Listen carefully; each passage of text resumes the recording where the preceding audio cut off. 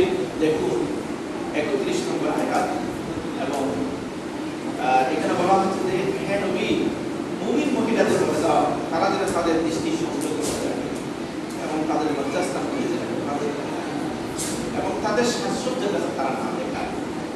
এর আগের আয়াতে ঈমানদার বান্দাদেরকে লক্ষ্য করে বলা হয়েছে, আমরা যারা পুরুষ তাদেরকে বলা হয়েছে যে হে নবী, মুমিন পুরুষদের বলে দাও তারা যেন নিজেদের দৃষ্টি সংযত রাখে এবং নিজেদের লজ্জাস্থান সমূহ হেফাজত করে। এটি তাদের জন্য বেশি পবিত্র কোনটা, তারা যা কিছু করে আল্লাহ না জানে। তাহলে এরপরে সূরা আল হাদীদে একটি আয়াত আপনাদের সামনে তেলাওয়াত করি, এরপর আমরা আমার কথা শেষ করে দেব। আউযু বিল্লাহি মিনাশ শাইতানির রাজীম, বিসমিল্লাহির রাহমানির রাহিম। ইয়া আইয়ুহাল্লাযীনা আমানু তাকুল্লাহা ওয়া আমিনু বিরাসূলিহি ইউতিকুম কিফলাইনি মিন রাহমাতিহি ওয়া ইয়াজআল লাকুম নূরান তামশুনা বিহি ওয়া ইয়াগফির লাকুম ওয়াল্লাহু গফুরুর রাহিম।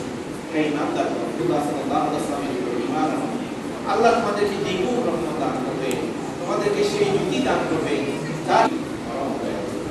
আমরা আল্লাহকে ভয় করি, সর্ব অবস্থায় সর্বক্ষেত্রে আমরা আল্লাহকে স্মরণ করব, আল্লাহকে ভয় করব এবং রাসূল পাক সাল্লাল্লাহু আলাইহি ওয়াসাল্লামের যে আদর্শ, ওনার সুন্নাতগুলি আমরা অনুসরণ করব। এবং তাহলে আমরা যদি আল্লাহকে ভয় করি এবং রাসূল পাক সাল্লাল্লাহু আলাইহি ওয়াসাল্লামকে যদি অনুসরণ করি, আনুগত্য করি, তাহলে আল্লাহ আমাদেরকে দ্বিগুণ রহমত দান করবে এবং আমাদেরকে একটা জ্যোতি দেবে, নূর দেবে, যে নূরের মাধ্যমে আমরা সত্য এবং মিথ্যা আমরা পার্থক্য করতে পারবো এবং আমাদের জীবনকে পরিচালিত করবো। এবং সেইভাবেই আল্লাহ রাব্বুল আলামিন বলতেছেন, আমরা যদি এইভাবে যদি জীবনকে যদি পরিচালিত করি, আল্লাহকে যদি ভয় করি, রাসূল পাক সাল্লাল্লাহু আলাইহি ওয়াসাল্লামকে যদি অনুসরণ করি, আল্লাহ আমাদের মধ্যে নূর পয়দা করবেন, নূর দেবেন, সেই নূরের মাধ্যমে আমরা সত্য এবং মিথ্যাকে পার্থক্য করবো। এইভাবে যদি আমাদের জীবনকে যদি আমরা পরিচালিত করি, রাব্বুল আলামিন বলতেছেন যে আমি তোমাদের সমস্ত গুনাহসমূহ মাফ করে দেব, তোমাদের ভুলের চিন্তা আমি ক্ষমা করে দেব।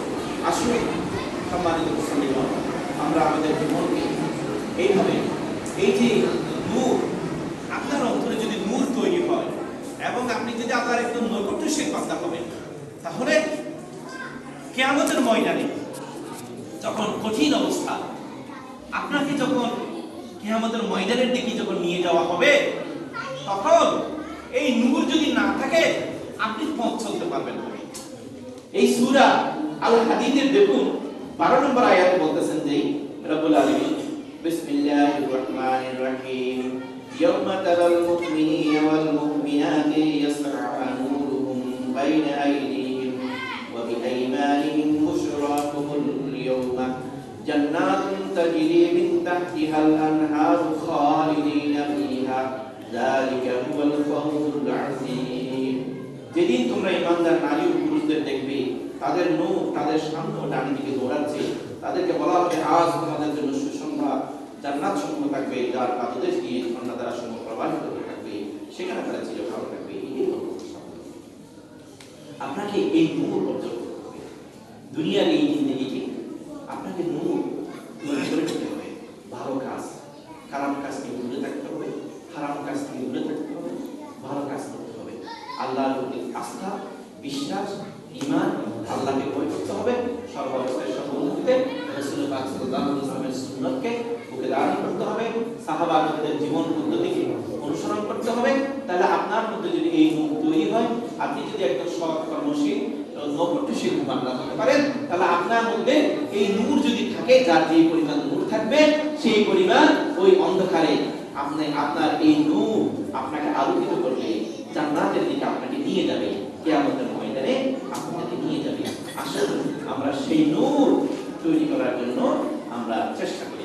এবং একটি ইসলামী সমাজ যদি কায়েম হয়, একটি ইসলামী রাষ্ট্র যদি কায়েম হয়, আল্লাহ রাব্বুল আলামিন বলতেছেন যে সূরা আল-ফাতহ বিসমিল্লাহির রাহমানির রাহিম আল্লাযীনা ইন মাক্কান্নাহুম ফিল আরদি ইয়াকামুস সালাতা ওয়া আতাউজ যাকাতা ওয়া আমারু বিল মা'রুফি ওয়া নাহাউ আনিল মুনকার ওয়ালিল্লাহি আকিবাতুল উমুর। এরা এমন সব লোক যাদেরকে আমি যদি পৃথিবীতে কর্তৃত্ব দান করি, তাহলে এরা নামাজ কায়েম করবে, ইসলামী স্টেট কাকে বলে, একটা ইসলামী স্টেটের রাষ্ট্রপ্রধানের কি দায়িত্ব, চারটা দায়িত্বের কথা এখানে উল্লেখ করা হয়েছে।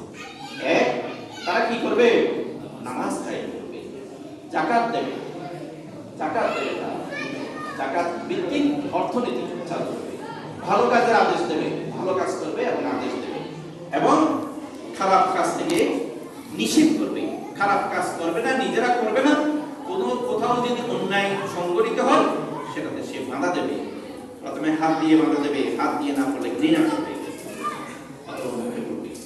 তাহলে এই চারটা কাজ ইসলামী স্টেট যদি কায়েম হয় তাহলে এই রাষ্ট্রপ্রধানরা এই চারটা কাজ করবে। আসুন প্রিয় ভাইয়েরা, এই যে অপসংস্কৃতি সমগ্র বিশ্বব্যাপী, আকাশ সংস্কৃতি, মোবাইলের মাধ্যমে, ফেসবুকের মাধ্যমে, ইউটিউবের মাধ্যমে, আজকে ছোট ছোট বাচ্চাদের কাছে আপনারা মোবাইল চলে দিয়েছেন, যুবকদের কাছে মোবাইল চলে গেছে, এরা সারাক্ষণ, সারাদিন, সারা রাত এই যে মোবাইলের মধ্যে যে আসক্তি, এটা আমাদের ইমানি চেতনা নষ্ট করে দিচ্ছে, আমাদের চেতনাবোধ নষ্ট করে দিচ্ছে, ইমানি শক্তি হারিয়ে ফেলতেছে, তাদের যৌবন শক্তি হারিয়ে ফেলতেছে। এই যে অপসংস্কৃতি, এখান থেকে আমাদেরকে দূরে থাকতে হবে, সচেতন থাকতে হবে। এই যে দেশের মধ্যে 31st নাইট, 31শে কি ডিসেম্বর 31st নাইট, এগুলি হলো আমাদের দেশের অপসংস্কৃতি। এই যে মনে করেন মঙ্গল শোভাযাত্রা, এগুলি তো ইসলামী সংস্কৃতি হতে পারে না। মঙ্গল অমঙ্গলের মালিককে আল্লাহ রাব্বুল আলামিন। আমি যদি কোনো বিপদে পড়ি, আমি যদি কোনো সমস্যায় পড়ি, তখন তো আমি আল্লাহকে ডাকবো, আল্লাহর কাছে আমি চাইবো। আমি যদি প্রদীপ জ্বালিয়ে মানুষের, আমি যদি মিছিল করি, এটার কি কোনো অর্থ আছে? এই সংস্কৃতি থেকে আমাদেরকে বেরিয়ে আসতে হবে।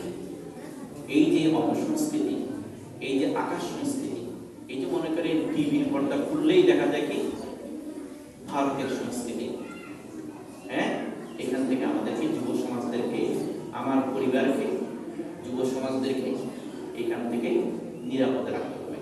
তাহলে এই জন্য প্রয়োজন নৈতিক শিক্ষা, নৈতিক শিক্ষা, ইসলামিক শিক্ষা। তাহলে তাকে ছোটকাল থেকে, ছোটবেলা থেকে তাকে নৈতিক শিক্ষা তাদেরকে শিখাতে হবে।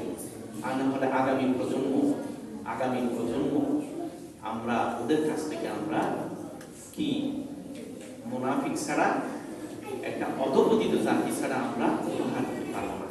আসুন প্রিয় মুসল্লি ভাইয়েরা, সম্মানিত ভাইয়েরা, আমরা আমাদের সমাজকে, সমাজের মধ্যে যা কিছু অনাচার, যা কিছু অবিচার, যা কিছু নোংরামি, যা কিছু বেপরদা, হ্যাঁ, যেভাবে আমার বোনদেরকে, আমার মা বোনদেরকে আমরা আমাদের ঘরের মধ্যে বা পরিবারের মধ্যে শালীনতাভাবে বজায় রেখে পর্দার সাথে তাদেরকে আমরা উদ্বুদ্ধ করব।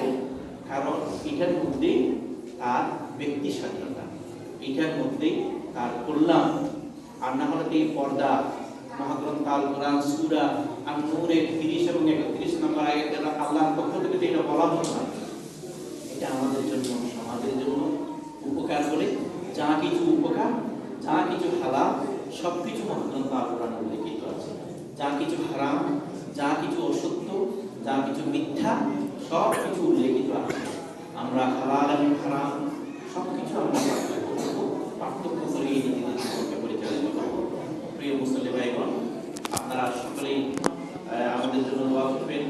আমার সম্মানিত মুরব্বী আলহাজ মাওলানা নাসিরউদ্দিন সাহেব, উনি অনেক কষ্ট করতেছেন। গত বছরও উনি এই দিবস উনি আমাদের ওখানে, আমাদের এলাকায় এবার সহ 13তম উনি পালন করেছেন।